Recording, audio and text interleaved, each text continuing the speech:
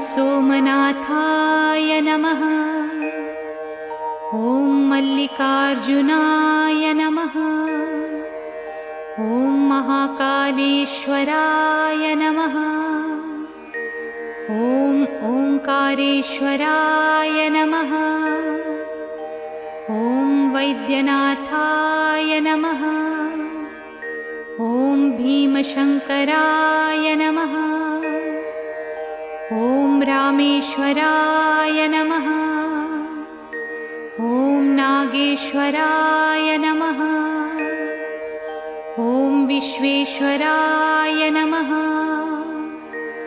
ॐ त्र्यंबकेश्वराय नमः। ॐ केदारेश्वराय नमः। ॐ भुस्मेश्वराय नमः।